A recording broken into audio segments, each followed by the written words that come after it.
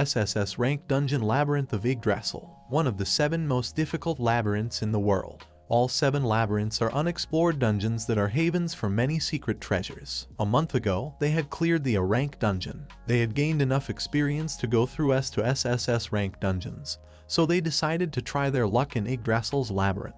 The protagonist is a member of an A rank team called MANHWA, each member of which is extremely capable. A dark mage in whom the blood of an ancient witch is rumored to flow, Fail. An enchantress who also wields 2 swords and is able to enhance them with the elements of lightning and wind. Hymeneal, the holy sword defender, his well-developed physique and large muscles allow him to both take damage and deliver powerful blows. Sangilist, 2-handed swordsman, and a genius, excelling in all aspects including combat power, leadership skills, and magic, their leader, Loki. And finally the healer, the white mage, Hulradine. Sangilist asked what he was doing there. He reported that Hymeneal had injured her leg, which he must hurry to heal. The girl felt it unnecessary to call him, it was just a scratch. The swordsman decided it was better to reinsure himself. In truth, the guy, as for a white mage, has one serious problem. After the healing, he started to feel bad. Hymeneal pushed Ray away as he barely fell over her. She called it the worst day of her life. Loki worried about the healer and asked to drink this. It's a potion for fatigue.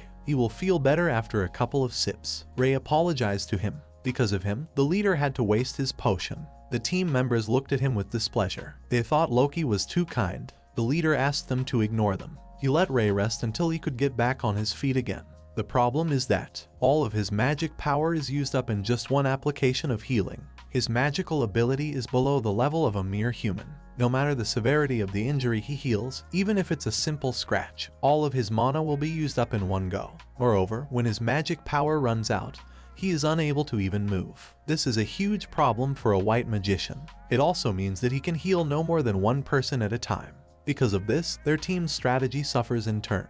It can't get any worse than this. He doesn't have any equipment that can compensate for the problem. Relative to the others, his combat power is at a level somewhere below the baseboard. And someone as useless as he is, Loki invited him to join his team. Ray doesn't know why he did it. The guy had recovered enough to walk, so he went to the guys. But he's glad Loki chose him. This team is the only thing he belongs to. Sangilist again emphasized that Ray is the only trouble. The leader has decided to move out. Their goal is to reach the lowest floor. In other words, they would be the first team to conquer the Yggdrasil labyrinth and obtain the secret treasure. Easy as pie. After all, they had no trouble tackling the A rank dungeon. It was unlikely that it would be much more difficult here. The protagonist knew that he was obligated to do his best not to let them down. At that time, they still didn't know how terrible the SSS rank dungeon was. The team discovered that the strength of these monsters was comparable to S rank, if not higher. No one had any idea that the monsters would be so strong. All the monsters they met along the way were A rank. The difference between A rank and S rank is like heaven and earth. It's impossible to defeat them. Hymeneal didn't want to die here. It was strange that only on this floor did such strong monsters start appearing. Until now, Ray hadn't uttered a word. Right now, everyone was in a highly stressed state. He has no desire to get caught in the hot hand. Sangilist has offered to come back. He doesn't even want to think about the consequences of another meeting with them. Hymeneal understands. He doesn't have to tell her this, but how is he going to get back? They were advancing too easily up to this floor. Before realizing it, they were already trapped on the floor. With their strength, they won't be able to go back. There is only one way. Loki believes they should use it. The leader was referring to the stone they found in the lower floors of the A rank dungeon. Everyone is confident they can get out with this. A teleportation stone is a special item that can move a person to any location. However, the magical power in the stone is only enough for one use. They had a whole box of them. It is said to be worth thousands of gold coins. It's a very valuable item. They have 5 stones in all, enough for everyone. When choosing between money and someone's life, you will no doubt choose life. No matter how valuable an object is, a human life is more valuable. The leader said it's about time. Ray realized that Loki wanted to go as far as he could before getting out. If Ray had been the leader, he would have used the stone right away. As expected of the greatest genius since the founding of the Adventurer Guild, Loki Vidrador is a delightful man. The leader decided that from now on, Ray is excluded from his team. The boy couldn't believe those words. He wanted to know the reason for it. Sangilist threw a rock at him. He wondered if they seriously needed to explain it. He's such a tightwad, it's infuriating.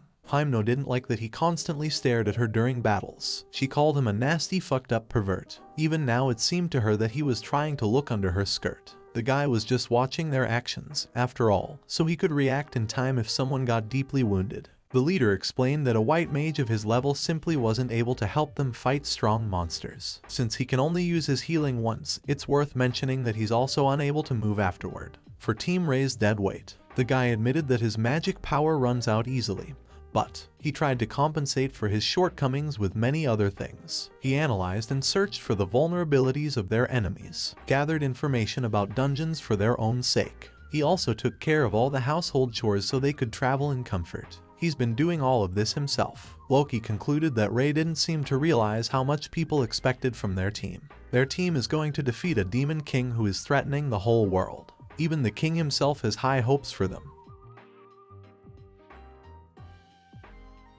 They will be doomed. Rei realized that he might lack strength, but then why did he choose him? At the age of 11, why did the leader choose him when Rei was a slave? There simply had to be a reason why he chose him. The boy asks this of him. Rei has to protect the place he belongs to, that he didn't even know that showed he was seriously stupid. There was no particular reason for it. Loki needed a cheap slave with the skill of healing. That is the whole reason. When he bought it, was still an E-rank adventurer. At that point, Loki was willing to buy anyone, and certainly a cheap white mage. Now that he thinks about it, he wouldn't be fine with just anyone. He would hate to have someone as useless as Rei. This time, he will find a real white magician. Right now, there are only 3 A-rank groups, and them being one of them, they can choose from a whole lot of adventurers. Rei realized that in that case, he would really be excluded. Moreover, given that the leader said it now, meant that he wanted to drop him right here, on one of the deeper floors of the Yggdrasil labyrinth, where dangerous monsters await at every turn.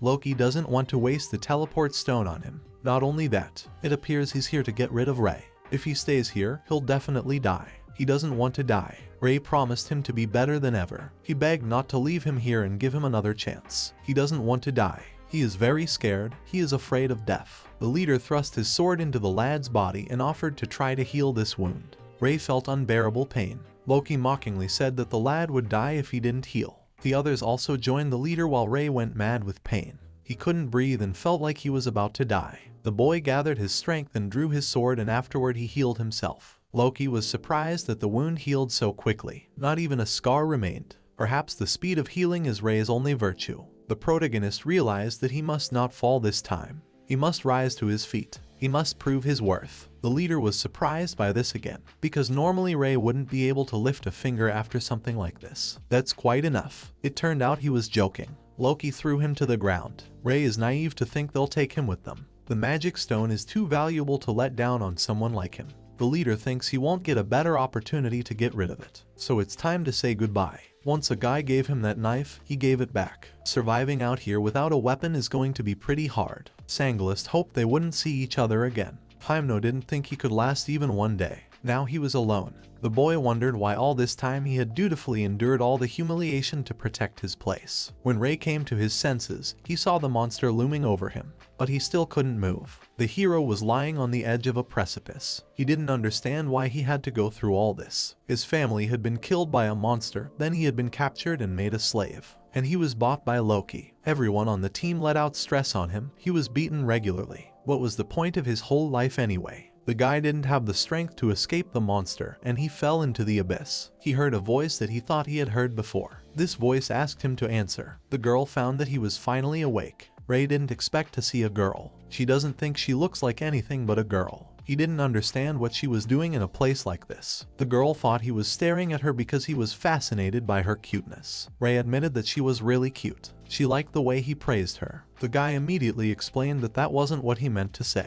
What is she even doing here? For starters, what floor are they on? He asked, telling him everything he knew. The girl reassured him. She can't tell him the reason for her being here, but she can definitely tell him the floor. They are on the 200th floor. In other words, they are on the lowest floor of the Yggdrasil labyrinth. Guy was shocked by this news. From this he realized that he would not be able to get out of here. This made him very sad. The girl believes that since he was able to get the secret treasure, he should be able to get out of here. Rei didn't understand what she meant. Needless to say, the stranger is talking about the secret treasure of Yggdrasil. Can't he feel her, Yggdrasil's aura? He has been cursed by Yggdrasil. His rotting left eye is vivid proof of that. Ray did not understand in what sense he was cursed. The girl explained that his magical chain was now connected to Yggdrasil. Simply put, he now had an inexhaustible amount of magical power. It is up to him to decide how to use this new power. Maybe he can use it to escape. Isn't that great? The girl's amount of knowledge surprised Ray, and he wondered who the hell she was. The stranger replied that her name was Norn.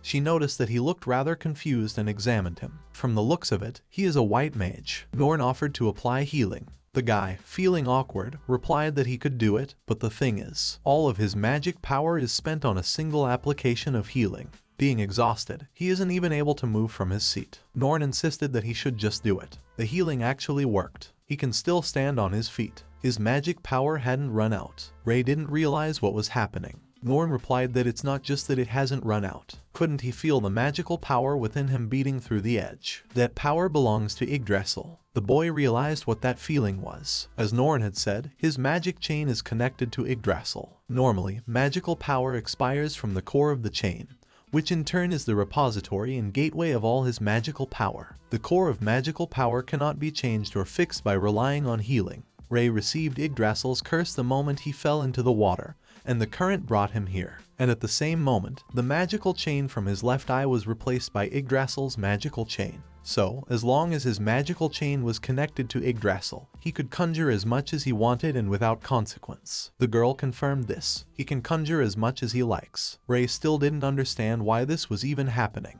Why Yggdrasil had merged with him. Norn wondered what he was wondering. The boy replied that of course he was curious. It was about his own body after all. Not to mention, she said that he was cursed. The girl explained that it was caused by the spring. Norn asked to follow her. He was swimming in this spring, had to get him out of it. Ray was probably passed out, swallowed the water from the spring. The water from this spring is one of Yggdrasil's secret treasures, the tears of the world tree. It is said that water from this spring can raise even the dead to their feet. Also, the tree under which he woke up is the world tree that forms the dungeon. Ray marveled at the world tree he saw in person, the bottom floor that no adventurer has ever reached, the secret treasure of Yggdrasil that every adventurer dreams of. The secret treasure of this dungeon was the water from the spring formed by the world tree. Infinite magical power, and that treasure went to Ray. The boy recognized the power of the SSS rank dungeon's secret treasure. The girl exclaimed that her garden had an SSS rank. Ray finally realized what had happened, but his interest in this girl only grew. The guy remembered her saying that she couldn't give a reason for her being here. He inquired if she was here all alone. Norn said that there were no people in the dungeon besides her. As Ray realized, all this time she had been surviving here all alone.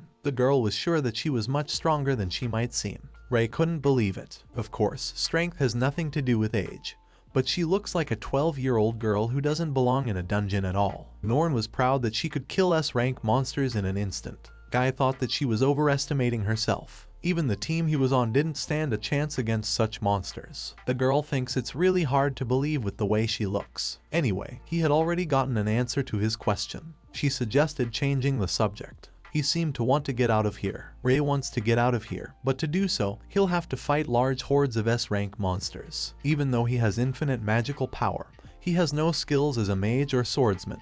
He's just a healer. The guy doesn't think he can get out of here. And even if he does, what will he do now? Now that he thinks about it, he's already been kicked off the team. That's right, he has nowhere to go back to. He's got nothing left. Since that's the case, maybe we should just stay here, spend the remaining days of his life in the dungeon and die. That might be the best way for him to spend his life. He has no one to protect him now. So, Ray asked if he could live here for a while. At once the girl reacted calmly, but afterward what she heard shocked her. The guy decided that maybe he was going to stay here for a while. Norn couldn't believe it. Hadn't he just asked how to get out of here? Ray said he'd changed his mind. If it was okay with her, he'd like to live here. The guy asked what she was eating here. The girl remarked that he was adapting quickly. And about the food. To put it in simple terms, you don't need food in this place. Yggdrasil's magical power replenishes all the necessary nutrients in your body, so he won't starve to death. Even his injuries will heal quickly. You could say that he is now in a state of near immortality, but he will die if his head is cut off. Norn had him use healing so that he could feel the power of Yggdrasil, but his wounds were healed long before magic was used. Living here, one learns about these little things one way or another anyway. Ray didn't understand what she meant. Norn called him a weakling. No matter if he stays here or tries to leave, he's just food for the monsters. The monsters can come here at any time, so in order to survive, he must get stronger and stronger with each day he lives. The guy realized that this was not a safe zone. He guessed that things couldn't be all that good. Ray promised to give it his best shot. Norn decided to teach him a thing or two. He doesn't know how strong she is, but he has to get stronger than ever so he won't be a burden to her. Ray doesn't want something like that to happen to him again. He will definitely get stronger. 3 years later, 180th floor. The protagonist fought a difficult battle with the monster. He used amplification to attack more effectively. Next, he stealthily slipped onto the monster's head. The boy gave it a crushing blow. He's glad he finally succeeded. Norn noticed that Ray had changed so much. It was as if there was a different person in front of her. He was able to defeat the guardian of the 180th floor, the Shadow Viper. Ray reinforced his body and dagger with the magical power of Yggdrasil, and using the dagger as a conduit, injected the magic into his enemy's body. Norn saw that he was getting better and better at mastering his magic power. He had grown a great deal in 3 years of training. Ray doesn't really want to remember the beginning of his training. Norn understands him. She's even lost count of how many times he's been killed by small monsters. Even if the size doesn't inspire respect, it's still an S-rank monster, an Ark Rabbit. If Ray didn't have the secret treasure, he wouldn't even be able to train. The reason he was able to advance this far was because he could use healing indefinitely, relying on Yggdrasil's bottomless magic power. And thanks to his half-immortal body, he could proceed by trial and error, taking his time to gain combat experience. With experience, he also began to use magic much more accurately, which also played a significant role. As a result, the effectiveness of his healing also increased noticeably. Each time he switched the magic circuit, Ray could restore with healing the lost eye. Norn admitted that even considering his development under her guidance, she expected it would take at least 100 years to acquire the current level of power, but the guy managed it in 3 years like nothing. After all, he's a real monster himself. Ray didn't think so, she was just too good a mentor. The girl asked him not to be modest. Behind his back, he himself suddenly appeared but 3 years ago, saying that he was still too weak. When the boy turned around, he was no longer in that spot. Norn noticed that he looked extremely anxious. She realized that he had seen another illusion. Ever since Ray had found himself here, he had occasionally seen a childish version of his. According to Norn, this is a side effect of merging with Yggdrasil. Yggdrasil creates and preserves all life. That's why he is the tree of life. Maybe it's trying to take over Ray's life. The boy can sense its appearance at a moment when he is on the verge of death. The girl can't say for sure, but it seems that within his borrowed magical power is something like a chaotic cluster of the thoughts of the dead mixed with the preserved souls of the living. He must be careful not to let himself be consumed by them. Ray kept thinking about the fact that it had been 3 years. Norn was surprised that he was talking about this out of the blue. Was he longing for the outside world? Ray has a sweet side after all. The boy laughed awkwardly, just surprised how fast time flies. He met her 3 years ago. 3 years had really flown by. Perhaps because day after day, Ray spent all his energy trying to survive Norn's training. At that moment, it seemed to him that time had stood still, but now it was rushing by too fast. Ray had been on the brink of death many times, but had finally become strong enough to live here. At one point, the girl accidentally flashed what was under her skirt. Norn didn't like it and kicked him, telling him not to look away in the middle of a fight. She didn't understand what he was even doing. The girl thought he had grown up, but Ray was still so naive. The boy thought any man would look away at a moment like this. Both lay on the ground and watched the stars, which were brighter than usual today. Ray decided to make sure that Norn was always alone. The girl wonders what he is asking out of the blue. There are only a couple people who can go into this dungeon, but no normal person can go that far. Ray thinks she's right. The level of the Shadow Viper was not comparable to the difficulty of the monsters outside the dungeon. He had died many times just to defeat this monster. It didn't matter how much magic power you had. The first encounter with an SSS level monster will always end in your death. He asked if she had never wanted to get out of here. Norn explained that she couldn't leave the dungeon. If she could, she'd be long gone by now. She's strong, after all. He thought she seemed to like this place. The girl admitted that it was indeed comfortable. But that wasn't the only reason she was sticking around. She's really interested in seeing the world beyond the dungeon walls. And what about him? Isn't there anything he wants to do in the outside world? Maybe there's some unfinished business. Ray grinned. He had nothing to do with Gunkan Odongwa now. Thoughts that he should rejoin them when he became stronger, or that he would like to travel with them again, never entered his head. Only mild hatred and disappointment lurked within him. I wonder if he had anything else. When you think about it that way, why did he even want to die? Norn wondered if he really had no one he could or wanted to meet outside. One girl occupied the boy's thoughts. Thinking a little, it seems he still has a couple of things to do outside. Ray stated that he was going to go outside. A red-haired girl with slightly raised eyelids and a mole under her right eye. Her name is MANHWA. Before Ray became a member of the Gunkan MANHWA, this girl was also a slave, and was constantly by his side while they were locked up in the slave trader's mansion. Since she and he were about the same age, he called her Neen in a friendly manner. They had always been around each other for as long as he could remember. It is no exaggeration to say that she was like an older sister to him. Whenever the slave traders beat them up, in an attempt to take out their stress, she always rising to his defense. Whenever Ray, drenched in tears, asked if she was alright, she asked him the same question. Neen promised to definitely protect him, so if she ever got into trouble, he would save her too. The boy thought that there was no chance that he, as a slave with such a miserable fate, could help her in any way. He's sure she understood that perfectly well too. That's why her kindness touched his heart so much. He was saved by her unconditional affection. During his days of slavery and even when he became an adventurer, he could not keep that promise. True, now he had every chance to make up for it. Ray will meet her and save her if she is in trouble. Now he's strong enough to protect her. With the magical power of Yggdrasil, he will find a way to solve all her problems. 5 months later, currently, in an effort to escape Yggdrasil's labyrinth, he is moving toward the exit, relying on Norn's help. For the sake of meeting MANHWA, the boy thought that this place looked quite familiar. He asked what floor it was. She guesses they are on the 125th floor. They hadn't even gone halfway up. Thanks to Yggdrasil's curse, Ray doesn't feel physically tired, but he is mentally exhausted. Norn had warned that the road to the exit would take at least 2 years, hadn't she? The last 5 months, they moved relentlessly toward the exit, but almost all the monsters they met along the way were killed only by Ray. Norn said it was also part of his training. She doesn't participate in battles at all, it's not fair. She obviously enjoys watching him fight monsters. However, she said she would intervene if he was in real danger. The girl laughed at how on the 160th floor, the monster had slobbered all over the guy. Ray thought that instead of laughing, it would be better to help for once. Norn didn't think it would be good training if she helped him all the time.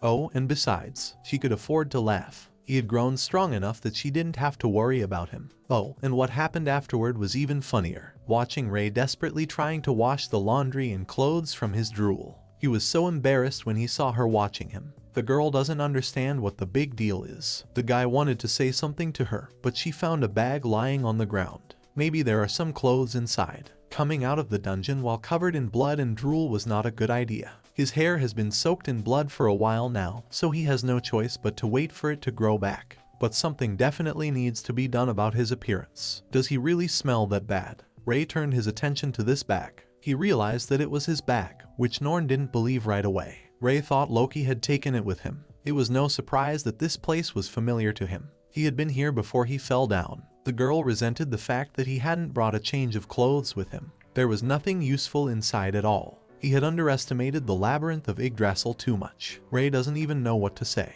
The boy encountered the very same monster again. He told Norn that he had to cross paths once, back in the day. Ray doesn't think the monster will understand him, but he tells him just in case. He's not the same man he used to be. The guy was surprised that he only managed to scratch. Based on speed and ability, the Shadow Viper was much more problematic. But the endurance and survivability of this monster was much higher. Ray realized that only the shell was strong. The guy made a decision to fight its weak point. Thus, he was able to win and show that he had become stronger. Real Sky. He seems to be too excited. The exit was disappearing. So if Ray wants to get inside again, we have to go to the main entrance. He was grateful to the Norn. The boy decided to get his thoughts together. He thought he'd start by finding a village and selling some loot. And he could use a change of clothes. Ray smelled a foul odor and immediately thought it was from him. But it wasn't. It's the smell of blood and monsters. He encountered a monster who was following the orders of a superior. He was ordered to eat as many people as possible. Ray disposed of it in a flash. In front of him stood the Norn. She asked the lad to find a couple friends for himself when he got out. He didn't understand why she brought it up so suddenly. The girl couldn't explain it well. He's a little reckless, that's why she wants him to make a couple of good friends. Ray doesn't quite get it, but okay. Even though he's not sure he can do it. Norn is sure he'll definitely make it. He just has to be himself. She says it so convincingly. She adds that people shouldn't live alone. He has a long life ahead of him. If Ray gathers good people around him, Then he'll have someone to have fun with even if she's gone. The guy thought she was talking nonsense, but then he realized Ray promised to do his best. She called him a good boy. He didn't like that she was talking to him like a child again. Laughing, Norn said that to her he was a child. She suggested that he continue. Guy reasoned that if he could get some friends, it would be great to introduce them to Norn. It would be nice to let Nenemoa meet her. He would definitely come back here as soon as he got the chance. The boys continued on their way. They had to go through many trials to reach their goal. Now they had reached the exit. Ray realized that they had finally arrived. Norn declared that this was the end of her work. It must be strange to say this to a man with an immortal body, but she asked him to be careful outside and take care of himself. He still didn't dare to go and wanted to ask her something. Could she really not go with him? The girl told him that he was a white mage after all, and should have noticed it long ago. This body was created by the aura of the dungeon. The real her had died long ago. In other words, her body is woven with magic power. If she left the dungeon walls, she would simply dissipate and disappear. Therefore, this is where their paths diverge. Ray apologized for having to say that. Norn didn't like the fact that he was hunkering down. It made her feel guilty. The guy still felt awkward, but she asked him to remember to visit her or she would be too lonely. Ray promised he wouldn't forget. He won't leave her alone. Besides, he loves this place, so he will definitely come back. The girl focused on the fact that he made a promise. If he can find a couple friends, he will definitely introduce her to them. Norn will be looking forward to it. He might even bring his girlfriend. He wanted to find his friend, after all. She wishes them a fun time. The boy's getting ready to go. She asked him to be careful. For 3 years Ray lived on the lower floors. The way out took another 2 years. In all, he hadn't been outside for 5 years. Had the world changed? Or maybe things were still the same. The more he thinks about it, the more excitement overwhelms him. But at the same time, he's very excited about finally going out into the world. Ray's finally out. Here it is, the outside world. Destroy the capital. That was the order he received from one of the 4 demons of destruction, the demon lord's cronies. He ordered to eat everyone and everything in his path, to exterminate the humans. The world doesn't need weak creatures. The strongest must live, and they will be they, the demons. All the demons under his command were about to attack the human capital. Step by step, they attacked travelers and merchants, taking their loot, and then killed and ate the humans time after time. But it still wasn't enough. They still don't have enough supplies and equipment to successfully attack the capital. To show the humans that they, the demons, outnumber them in everything, they must kill and eat far more of them. The demon has discovered its prey, killing humans. That's a hell of a lot of fun. He's going to rob, kill and eat every one of them. The surviving knight now has no doubts. A single brown horn, a huge battle axe. He is Wigan, a B-rank human hunter. Fame seems to run ahead of him. As expected from Drake's slave company, all items are of the highest quality and full of magical power. The woman is also of the highest quality, but he didn't expect that there were only 3 of them in the carriage. Besides, 2 of them aren't even slaves, but real holy knights. He guesses it's normal to bring guards with him considering his frequent raids. The knight is about to escape. The guy realized that he didn't stand a chance. This monster could cut through armor with a single swing. Vigan said that the guy is after all a military elite called a knight. He felt that he should tell the others. Vigan asked if he was sure he wanted to turn his back on him. The demon slashed his body with a single blow. He concluded that holy knights are only show-offs. He is not even a drop of strength. Vigan asked the girl if she thought so. She, scared out of her wits, only remained silent in response. The demon knew that guys have terrible taste, so we'll leave it to the beast. But she looks delicious. She's got cute eyes and a cute face. Perhaps before he eats her, she'll be his pet. The girl begged to be saved. Wigan said that this expression of fear is beautiful. It's going to be fun. Being restrained by the fear of death, she would fulfill all his needs. So it was with all of them. Each of them begged him to spare her life in exchange for anything.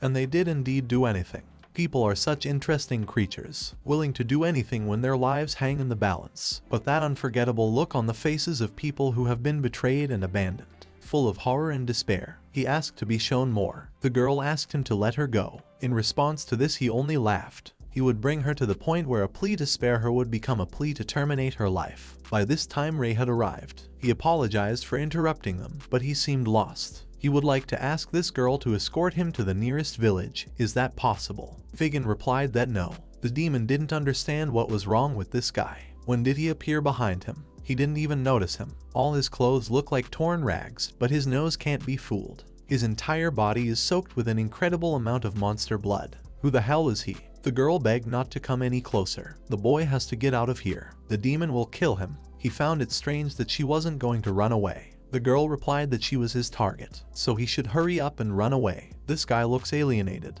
The demon has no idea how he got so much blood on his body, but he can't leave a witness. He's got a good idea. He'll let him walk and attack from the sidelines, but this time he will only cut off his 2 legs without killing him, and then get the woman to watch the aftermath and cut off his remaining limbs. He imagines what her expression will be like when the man she wanted to save dies right before her eyes. The mere idea of it excites him. Wiggin said he would let him leave, but the woman would stay with him. He wondered what the boy would choose, save the girl or run away. His answer looked like he would just take off. Well, it's better for the demon. In return, he's just going to enjoy this girl's desperation. She tried to warn Ray that the demon was attacking from behind, but Wiggin thought it was too late. He chopped off its hind limbs. The demon then laughed madly and looked at the expression on the girl's face. This was exactly the reaction he wanted to see. He can't get enough. Now, he wants to know how much desperation is in his eyes. In a split second, the demon lost its head. Wiggin couldn't believe it. Ray had healed him. The boy wondered how he felt. He wasn't in pain, was he right?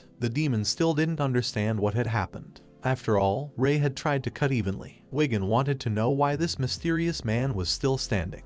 He was sure he had cut them off after all. Plus, he wanted to know what the guy had done to him. Ray replied that he just cut his head off with a knife and then attached it back with healing, that's all. The demon thought that was impossible. He had never heard of such a powerful healing magic. Even if there is one, it wouldn't be called simple healing. He couldn't believe it. No, it must be his power. He can make Wiggin see illusions. Unknown power. The demon can't know for sure, but one thing is certain. This guy is very dangerous. He must run or the human will definitely kill him. His instincts are screaming that the guy is too dangerous. He can't move from his seat. He has to run. He remembers the order to exterminate the men.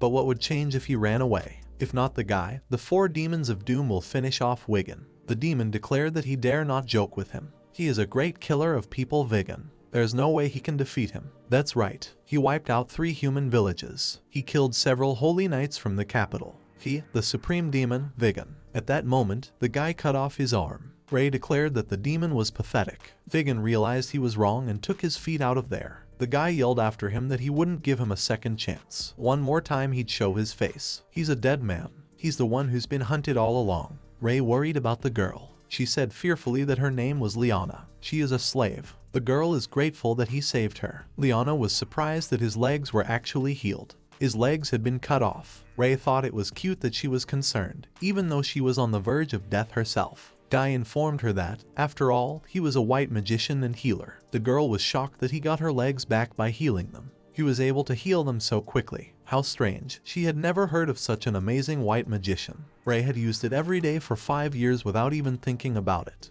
But if you look at it that way, his healing is really abnormal. He decided to change the subject. The guy asked what Liana-san was going to do now. The girl admitted that she wasn't sure. She reminds the past him, the days when Ray was weak and couldn't do anything, when she supported him in everything. He can't just leave a 12-year-old girl to her fate. He thought about what if Nenemoa had been here. The boy said that he was actually on his way somewhere, wanting to get to the capital, so if she's okay with it, how about keeping him company? He thinks there's a lot of stuff there. Maybe he can find a place for himself. Like Nenemo, he wants to help those in need. He can do that now, so meeting her will take some time. The demon was disappointed by another failure. This method is too unreliable, but more importantly, he still has tons of material. Nenemoa is next. Now Ray suggested we hurry before it got dark. Not that he wants to take other people's belongings from the pack without asking, but he has no choice. He can't go to the capital in tattered clothes. Guy decided to leave the crystal from the dungeon here as payment for the gear. He hopes it's enough. Liana turned to Mr. Ray in order to respond to what he had said earlier. The girl apologized, but she can't go with him. Ray wanted to know the reason for her refusal.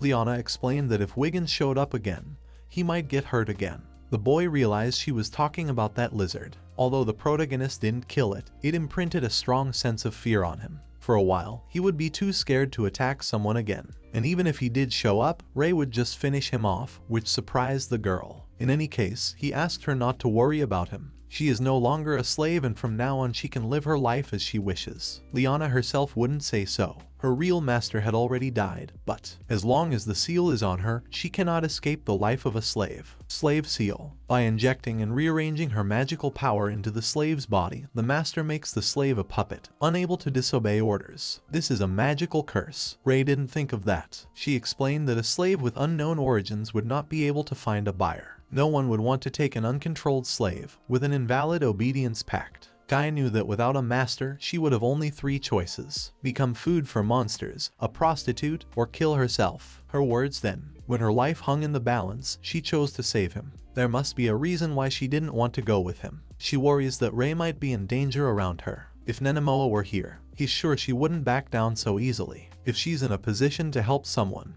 if she has enough strength to protect people with their help, the guy's sure she'd lend a hand. The best thing he can do for Liana right now is, Rei has offered her a contract with him. The girl thought they couldn't follow the official procedure since her master was already dead. If he was caught, he would be severely punished. Rei asked her not to worry, he knows. Liana didn't expect to see the slave seal on his hand. Rei hates the sight of it, so he always tries to hide it. We'll have to smudge it again. The girl realized that he was also a slave. The guy replied that he had been abandoned, but asked her not to make a big deal of it. The guy's conversation was interrupted when they encountered monsters. They were the monsters that Wigan had brought. Rei told Liana to stand at the back. The guy tried to concentrate magic power in his leg and release it all at once. He created an obstacle for them and decapitated some of them. They wouldn't get through. Watching how bravely Rei fought the monsters, Liana was convinced that he was definitely not a simple healer. The opponents were too many. In that case, Guy would introduce these pups to the fear of death just like Vigan.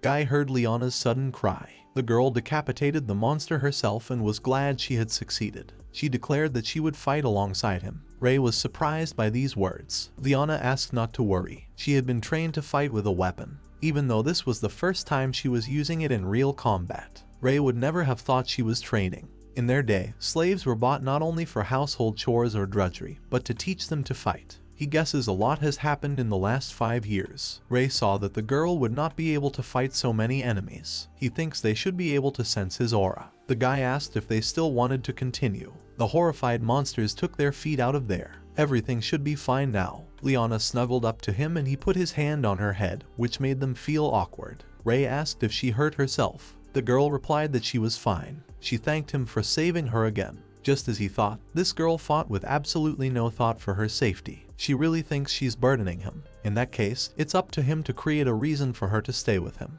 About his offer of a contract. In fact, he had lost his memories and couldn't remember the last couple years of his life. Liana didn't expect this. Of course it's a lie. Rei thinks it will be problematic to explain to her that he's been locked in a dungeon for the last couple years. She'd be shocked. The guy explains that because of that, he's completely unaware of what's going on around him. He thinks she's much more aware than he is now. If she doesn't mind, he'd like her to help him settle in. Rei has to gather as much information as he can to find Nin. First, he must find out what has happened to the world in his last 5 years of absence. The boy wants Liana to share her knowledge with him. In return, he will protect her from any danger. If need be, he is also willing to pay her with money. The girl didn't understand why he was going so far. Rei said he needed her, that's all. Stammering, she replied that if it weren't for his help, she would have died by now. If he was satisfied with the terms, by all means, she would. The girl accepted the decision, for which he thanked her, but Liana felt that she should be the one to thank him. The contract was concluded. The girl asked him to order her to do whatever the master wished, but Rei did not make a contract with her because he wants to be her master. There were 2 reasons for the contract. First, now they would be able to know each other's location at any time. He will be able to find her quickly if she is in danger. Second, he can share his magic power with her and control her. He can increase her survivability by enchanting her body with his aura. Simply put, with the contract, it will be much easier for him to protect her. Then she asked to be called Liana. In response, the guy also asked to call him Rei. He hoped for her help. The girl addressed him as a gentleman. He said she did not have to call him master. They decided to camp here. Liana could still walk, but she was tired, right? No need to overdo it, she might hurt her legs. But the girl had heard that terrifying monsters were awakening at night. She's sorry they have to camp out because of her. Rei asked her not to worry. He was also quite tired and offered to rest for a while. Still, he was surprised. He didn't think that in addition to household chores and store supervision, slaves would be trained for real battles. There's one more thing keeping him busy, and that concerns their current location. Ray has learned that they are in Serval territory. Liana told him that they are now south of the capital in the central area of Serval territory, so the journey to the central capital would take about 2 days. When Ray was still a member of MANHWA, they had gotten into the dungeon using the entrance in the northern area of Lugarden territory. In other words, he came out on the opposite side, bypassing the capital. The labyrinth of Yggdrasil appears to be a large dungeon, much larger than he had imagined. Also, the girl was very surprised by its power. There was a time when she was allowed to watch the friendly duels of the Holy Knights. It was also part of her training. They told her to learn by watching the duels. It was really great, but compared to Ray, they looked weak, and their movements were not even half as accurate as his. These are just her thoughts, but she thinks even the strongest of the Holy Knights would not be able to compete with him. That's what she realized as she watched him battle from the sidelines. He really is admirable. It was a little embarrassing for the guy. He thanked her for the praise. It pleased him to hear it as her bodyguard. Liana felt that she wasn't worthy of praising him. It was above her rights. She really didn't want to. The guys heard a strange sound. They thought it was another monster. Ray asked Liana to stay here. He is afraid that this monster is stronger than all the past ones combined. She must wait here. Loki reports that they have finally arrived. A rank dungeon, the sleeping door of death. The team members reported their readiness. They are now MANHWA, an S-rank team. With their new member, the White Mage Kanata, they have nothing to fear, so they will begin their dungeon conquest. A few months later, the royal capital, Walund Castle. It had been 5 or 6 years since Loki's last visit here. That was when his MANHWA team had been promoted to a rank. Only a small handful of people are allowed to enter this castle. The only way for people of non-royal blood to enter this place is through an award ceremony. Every time he comes here, he remembers the old days. God is a man. The king declared that they could not allow demons to desecrate the land where they, the gods, lived. He ordered the demon lord to be killed. They are gods. They must bring justice. Having said this, the king sent a hero to eliminate the demon lord. On this day, Loki Vidrador and the MANHWA team were next. They had already conquered several A-rank dungeons and contributed to the development of the kingdom. With this award certificate, they are recognized as a group of S-rank adventurers. At the same time, there were only 4 groups honored with the promotion, except only their team was promoted to S-rank. Loki thought about how beautiful their envious gazes were. They would continue to do their best to be the way for the kingdom to destroy the demon lord. The king released them with words that he would continue to watch their accomplishments. The official award ceremony was finally over. Loki finally managed to reach S rank. They had completed 3 missions and conquered 2 A-rank dungeons to reach the S rank. After conquering 4 B rank dungeons and completing 5 missions, they reached A rank. To reach B rank, they needed to clear 8 C rank dungeons and complete 5 missions. It was a long journey, but now that Loki had reached S rank, the payout from the guild had increased by a fabulous amount. On top of that, he would receive financial support from the kingdom itself. It was time to say goodbye to financial hardship. One of the people present at the ceremony heard the news that Loki was only 20 and he was already an S-rank adventurer. Talented people really are different. The girl said that he was great. After all, most teams have difficulty even passing A-rank dungeons. Loki felt that wonderful feeling. Once you reach S-rank, everyone starts praising you without a word. That's the joy of being an adventurer. His thirst for attention was finally quenched. Guy replied that he was only able to achieve this because of his talented group members. The gods have blessed him with a great team, so they were the ones to thank. He himself thought that in reality, they were all nothing more than trash, incapable of doing anything without him. On the contrary, it was they who should be grateful to him. The man figured that since his team was so strong, then they could try to join the hero's team and keep them company in conquering the S-rank dungeons, or destroying the demon lord. Or maybe his team could stop the revitalized terror on their own. Loki naively promised to do his best to destroy them. He said the team members were waiting for him at the gate, so he would divert if they would let him. The guy said goodbye to them. That old man is annoying as always. Besides, he dreams too much. Kill the terror that has come to life. If Loki could. The living terror has a rank of A+. This monster is divided into 3 types: humanoid, animal, and liquid. The surface of their body is covered with a corrosive poison, and they themselves will not die until their core is destroyed. Loki is not sure that even a dozen excellent holy knights would be enough to destroy the weakest of the terror, the humanoid type. Not to mention the liquid type. His team would be annihilated in a matter of seconds. In addition to their unpredictable attack style, they have unimaginable speed, contrary to their size and appearance. Each of the terror types can be categorized as disaster class monsters. Even a hero can't handle them alone. A revitalized terror is a high-rank monster, and it is only found in SSS ranked dungeons like Yggdrasil. They can't completely exterminate them even in millions of years. A Rang dungeon, the sleeping door of death. Inside the dungeon, the team assembled to proceed according to plan. Hymeneal struck just the right blow. Sangalista's actions infuriated the leader. The next strike was for fail. Loki praised her. He decided to finish him off with this barrier. Kanata was healing Sangalista's wound. The indignant leader explained that the swordsman couldn't just mindlessly attack this monster. He had to blow its head off. Loki had already explained it to him, after all. Sangalist was uncomfortable listening to this. He had defeated the monster after all, so it was okay. Loki realized that if he didn't listen to him, there would simply be no point in the plan. Kanata wasn't done with treating the wound yet. She needs a little more time. The leader tried to forget about it. They would continue when Kanata finished treating his arm.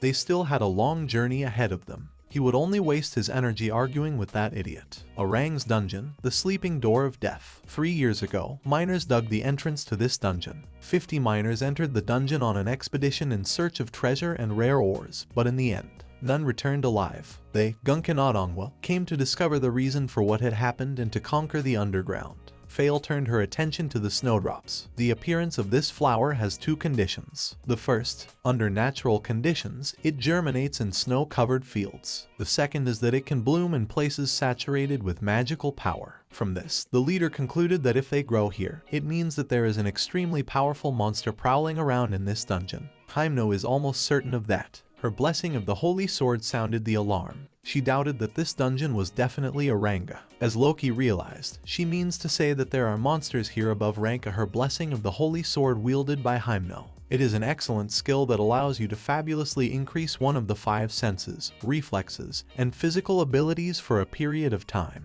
In addition, it can warn the wielder of danger if a monster stronger than the blessing's wielder is prowling nearby. Kanata asked what they should do. If there really is a monster above a rank here, wouldn't it be dangerous to continue advancing? The leader answered no. They would continue on their way. Sangalist asked if Mr. Leader was sure of that. Loki was infuriated by his manner of speech. He stated that everything would be fine. They conquered many dungeons and killed even more rank monsters. In addition, they have Kanata this time. She's quite a talented white mage. The girl is flattered, but she's only at rank 20. She's not even close to as good as Rei-san at the first ranking spot. Loki didn't like what he had just heard. Is she now talking about the healer who was a member of their team?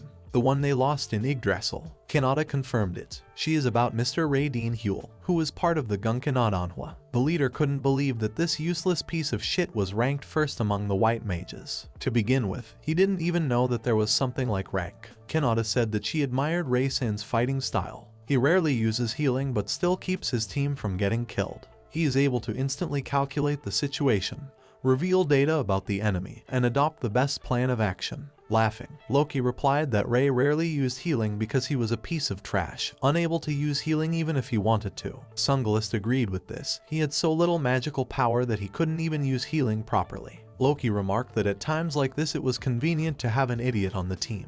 He said whatever the leader wanted. Kanata replied that Mr. Ray was constantly thinking about how to protect the team without resorting to magical power. He read every possible book and developed his own style of fighting. He is a peerless white mage, the one and only and greatest of his kind.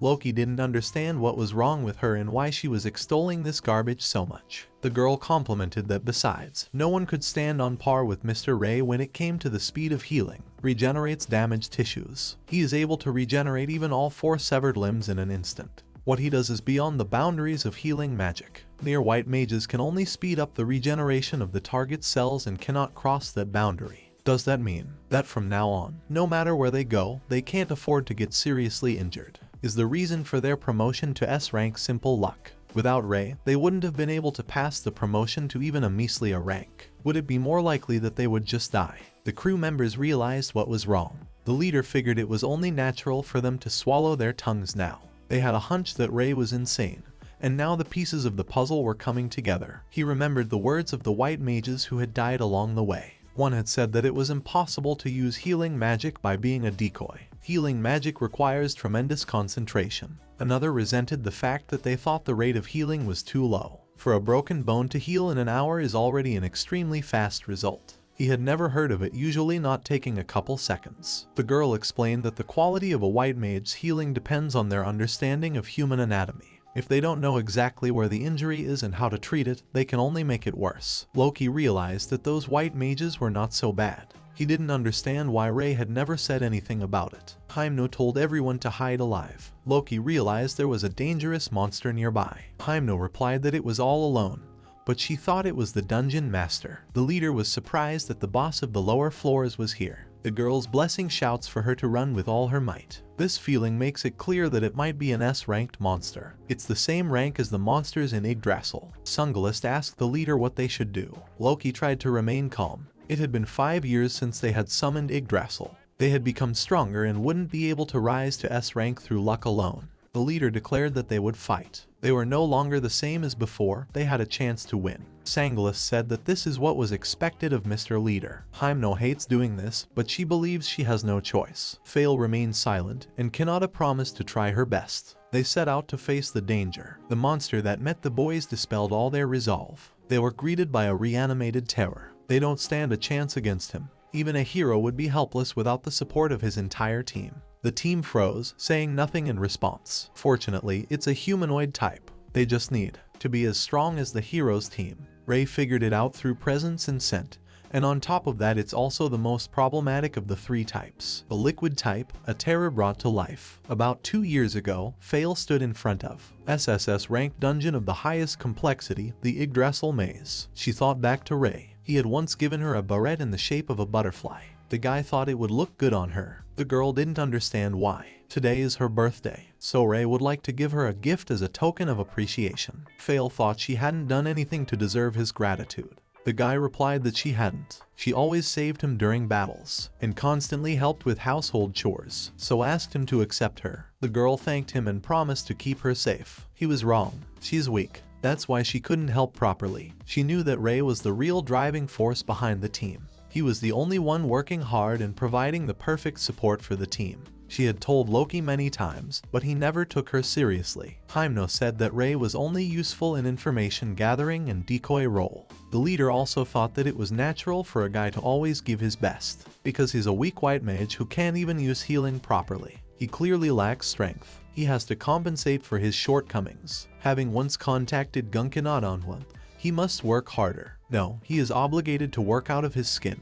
Otherwise he is simply not worth it. Fail realized that her words meant nothing to them. It's meaningless. No matter what she said, they wouldn't take it seriously. And after that realization, she stopped speaking. A girl she didn't know noticed that it wasn't the first day she'd seen her here. She came here so often, and Norn assumed the girl was preparing to conquer a dungeon or something. Fail asked who she was. Norn introduced herself as a nice girl who uses this dungeon as her garden. She wanted to ask her name, but Fail ignored her and walked past. Suddenly, she couldn't move. Is it magic? Norn thought it was too rude of the girl to ignore her. She also advised her not to enter the dungeon. With her powers, she would die in a matter of minutes. Fail's magical power seems familiar to her. After all, she had already come here a couple years ago. In that case, she should know how dangerous Yggdrasil is. Fail replied that that is why she should be here. She must find Ray. Norn realized she meant the white-haired healer boy. The girl assumed she was his friend, but Fail didn't think so. Doesn't think Ray can see her as a friend now. Norn reasoned that she had planned to enter the dungeon with the firm intention of dying. Right. She's willing to sacrifice her life to find him. She is definitely his friend. Fail realized that even if she sacrificed her life, Ray would never come back. Norn asked her not to bury him prematurely of her own free will. She informed her that Ray was still alive. He said he would live inside the dungeon, so she need not worry. There was no need for her to come here anymore. S-rank monsters occasionally patrol the neighborhood. Fail is very happy that Ray was able to survive. Norn complimented that he has a friend worried about him.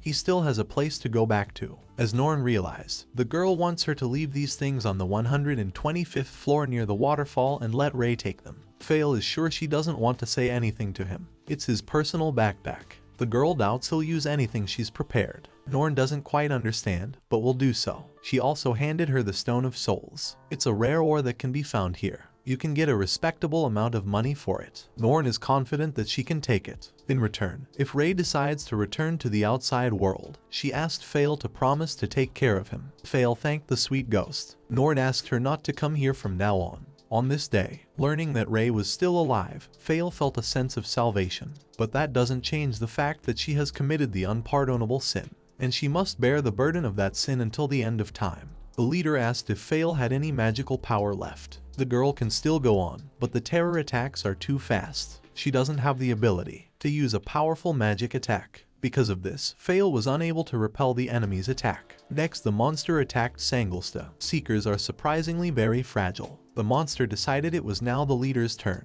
MANHWA attacked the monster from behind and ended up losing her upper limb. All the team members were exhausted. Kanata shouted to the leader about the attack from the front. He was also left without an arm and a leg. He was outraged that the retarded idiot Kanata was in no hurry to treat him. He remembered that the monster could communicate. After all, Loki asked for forgiveness and mercy. He can't die now. At least let him be spared. He can do what he wants with the others. The team members didn't expect this from him. The monster said he was squealing too loudly. She can't take it anymore. Listening to it, Fail decides not to leave it like that. She told Kanata that she would distract her to herself and asked her to attend to the treatment of the others. The monster thought her scream would sound quite pleasant. Fail realized that she had to let at least Kanate survive. This must be her punishment for betraying her friend. What would Ray think if he saw them now? Would he be happy to watch traitors die? She hoped so. The girl feared death more than anything else. That day she couldn't stop herself from betraying Ray. There are plenty of people in the world who hate witches with demon blood like hers. They wouldn't think twice about whether to abandon a witch. She couldn't say anything because she was too scared that instead of him, they would choose to abandon her. Her fear of death was stronger than her desire to save him.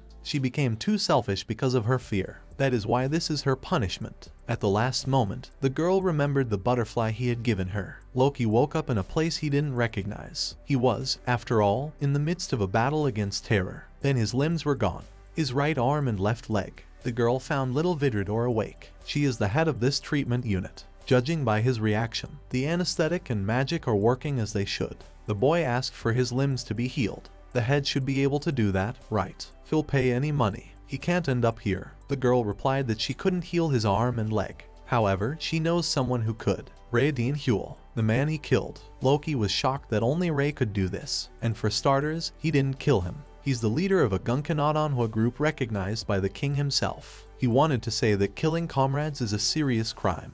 But the girl interrupted him, saying that in the past 5 years, already 5 white mages had died in his team. Isn't that strange? They are healers, after all. The role with the lowest chance of death, yet his team had been spared. But thanks to Kanata's report, it all became clear. On the brink of death, Loki used her as a human shield. He also sold all his other comrades to the monster. The boy said he could explain everything. The girl was already tired of listening to speeches about how he was once again killing their precious friends. He won't be able to get away with it. In any case, his career as an adventurer has come to an end. He wonders what has become of his comrades. The chapter tells him that Sanglist is in a coma. Hyemno has blindness and has lost his left arm and leg. Fail is missing, presumed dead. MANHWA, the group of adventurers about whom he broods so much. Let her end. This evening the forest was restless. Ray and the liquid type came face to face. The monster wanted to play with him. This liquid type, no matter how much Ray cut him, he would easily be able to recover. How many people and monsters has it already devoured? Except, why of all places would a monster of such a high rank decide to appear here? The Endless Terror is as often referred to by the name of the Death Reader. These high-ranked monsters mostly live near the Demon Lord's castle. This is not a creature that would walk around here under normal circumstances. This time, the monster deliberately released a huge stream of magical power to attract his attention. It was clear as day that it was trying to entice him. The boy assumed that he was being tested. Is someone using this monster to probe the ground? If his hunch is correct, then there must be someone powerful enough to control the untold horror. It could be a high-ranking demon or something similar. He could be watching from somewhere nearby. In that case, prolonging the battle will be disadvantageous to Ray. He has no way to track down the monster's master. Besides, Liana is still waiting for him. The mentions said that it was an S+ rank monster. He didn't want to reveal too much information about its abilities, but he needed to finish the battle as soon as possible. Time to get a little more serious. Ray acted according to plan. He easily defended himself against the monster's attacks and approached him. Finally, the guy chopped up its body. He found the untold horror's weak spot, the core. This attack would be the enemy's last. By this time, the monster has had time to recover. Ray struck it with a final blow. Here is the monster's heart. After processing it, it can be used to make weapons. As a material, it is worth a lot of money. Liana, who was watching the battle, was surprised that the Lord dealt with it in no time. He is magnificent. The guy pierced his heart with a single blow. She can't believe he dodged all his attacks. Ray, who felt awkward, replied that he had already fought this monster a couple times. The endless terror dwells in the middle floors of the Yggdrasil maze. They are extremely dangerous monsters, and the lower you go down, the stronger they become. Now they are in no danger. Ray suggested that they stop to rest early and continue early in the morning. Liana decided to do so. The boy stopped where he was and thought about it, forgetting that he had fallen behind Liana. He offered to eat something sweet when they reached the central capital. This embarrassed the girl. Ray thought she didn't like sweets, but it turned out not to be the case. The guy offered to sell the kernel and eat to his heart's content. He even knows a good place. Ray asked her opinion. If Mr. Ray doesn't mind, she would like to go too. Then it's settled then. They will look forward to it. The boy turned his attention to the sun that was already setting. Quickly the day flew by. The girl called out to Mr. Ray. Immediately he thought that there were monsters nearby, but it turned out that Liana had discovered a village. They stopped at a large wall. The girl asked if she was going to be alright, which Ray was sure she would be. He thought there was something wrong with her, but Liana is fine. She just needs some rest. No wonder. They had been on their feet since the early hours of the morning. The battles had taken too long. By the way, the view of this fort is breathtaking. Its walls are made of stone imbued with magical power to prevent monsters from breaking through. After a couple of attacks, these walls were erected around every city and settlement. The boys decided to look for the gate, and there it was, the only entrance to Garia, the divine gate. The girl wanted to help him open it. Ray suddenly said that this gate, created with divine power, and since there are demons who have magic, they are set up to not let anyone inside at all. Ray healed the injured arm. Liana apologized, she didn't mean to. The guy realized that she didn't know that. After all, this is her first time seeing the divine gate. Suddenly, the eye of the divine gate appeared in front of them, a spell that allowed them to see what was happening beyond them. At least now they know someone is there. One of those pledged to protect the village at first perceived them as enemies, but afterward he realized that they were really people. He apologized for overreacting.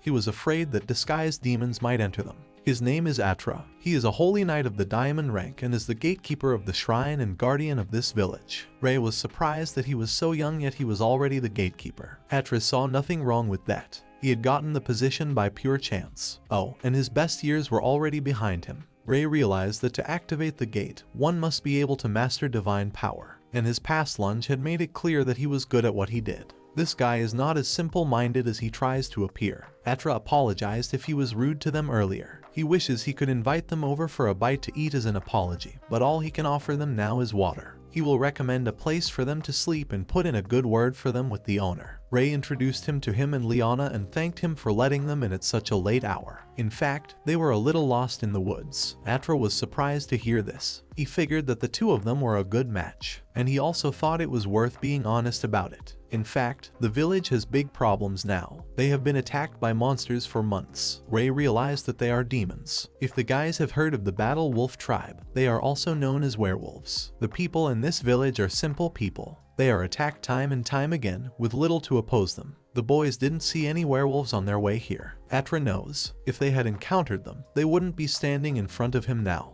Ray wondered if they were really that strong. The werewolves are C-ranked for the most part. Since their raids have been going on for months now, the kingdom suspected something amiss and sent the holy knights. Ray guessed that they had never been able to win. 4 diamond rank knights were sent here. None of them were left alive. This shocked Ray. Instead of the expected one, they came across 3 werewolves. Because of the situation, no one in the village is leaving their homes. The food supply is already running low. Since 4 holy knights have disappeared, the order must send reinforcements soon. They should hold out until then. In addition, there is another problem. They may believe, they may not believe, in this village. One by one, people disappear without a trace. This kind of thing was already observed a few months ago. It started around the same time when they started being attacked by werewolves. Because of this, Atra thought it was their intrigues, but there was no sign of attack at all, not even the slightest scream. Because of this, the villagers and the headman himself are sure that it has nothing to do with werewolves. But, as Ray has already guessed, Mr. Atra has a different opinion. He suggests that a werewolf may be living in the village, and that he has an accomplice. The werewolves did not understand what this white-haired man was doing here. One of the 4 demons of death, Mr. Elphilok,